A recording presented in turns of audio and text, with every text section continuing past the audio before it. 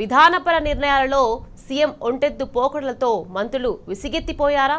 మంత్రులకు తెలవకుండానే పాలసీ రూపకల్పన జరిగిపోతోందా? ఇవే అంశాలపై తాజా మంత్రివర్గ భేటీలో ముఖ్యమంత్రి సీనియర్ మంత్రులు నిలదీసినట్టు తెలిసింది.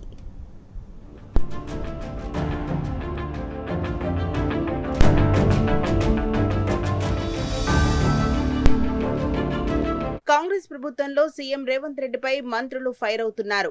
విధాన నిర్ణయాలు, సాధారణ పరిపాలనలో ఒంటెత్తు పోకడలు ప్రభుత్వానికి, పార్టీకి ఎంత మాత్రం మంచిది కాదని ముఖ్యమంత్రికి సీనియర్ మంత్రులు హితవు పలికినట్టు తెలిసింది.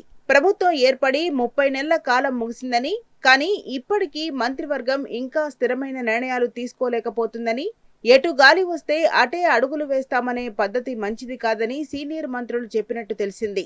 రాష్ట్ర సచివాలయంలో ముఖ్యమంత్రి రేవంత్ రెడ్డి అధ్యక్షతన రాష్ట్ర కేబినెట్ సమావేశం జరిగింది.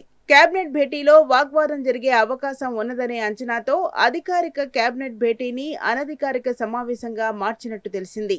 బ్యూరోక్రాట్లను, శాఖల హెచ్ఓడీలను ఈ భేటీకి రావద్దని ఆదేశించినట్టు తెలిసింది. కేవలం చీఫ్ సెక్రటరీ మాత్రమే ఈ సమావేశానికి హాజరైనట్టు తెలిసింది.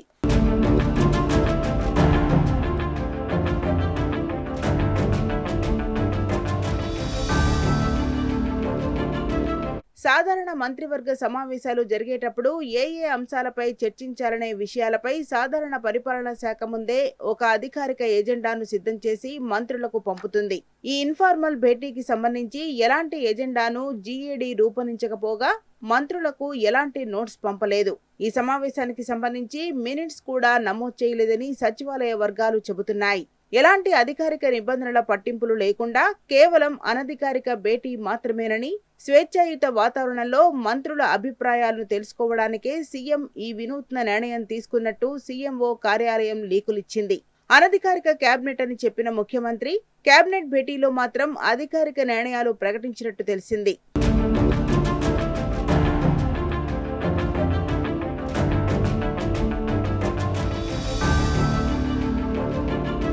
గందరగోళ, అస్పష్టమైన నిర్ణయాలు ఎందుకు తీసుకోవాల్సి వస్తుందని సీనియర్ మంత్రి ఒకరు తీవ్ర అభ్యంతరాలు వ్యక్తం చేసినట్టు తెలిసింది. నెలకు 2 సార్లు కేబినెట్ సమావేశాలు నిర్వహిస్తామని ఇప్పటికే ప్రకటించామని, కానీ ఉన్నట్టుండి ఈ అనధికార కేబినెట్ ప్రకటన ఎందుకు చేసినట్టు అని నిలదీసినట్టు తెలిసింది. విధానపరమైన నిర్ణయాలు తీసుకునే సమయంలో వాటిని ప్రకటించే సందర్భంలో మంత్రులుగా తమకు కనీస సమాచారం ఉండటం లేదని మంత్రులు నిలదీసినట్టు సమాచారం.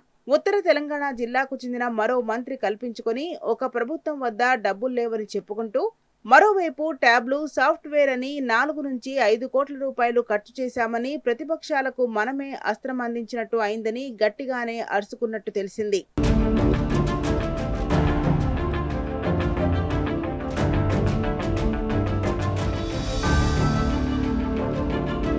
కాంగ్రెస్ సీనియర్ నాయకురాలు, ఏఐసీసీ తెలంగాణ దూత మీనాక్షి నటరాజన్ మధ్యప్రదేశ్ రాజ్యసభ నామినేషన్ తిరస్కరణపై మంత్రివర్గ సమావేశంలో చర్చ జరిగినట్టు తెలిసింది.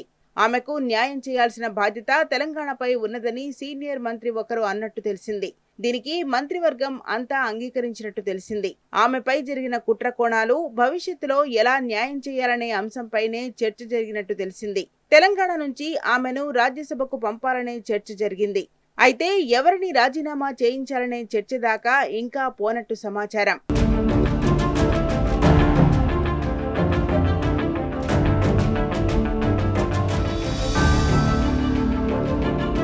మంత్రులు అడిగిన ప్రశ్నలపై ముఖ్యమంత్రి కూడా ధీటుగానే బదులిచ్చినట్టు తెలిసింది.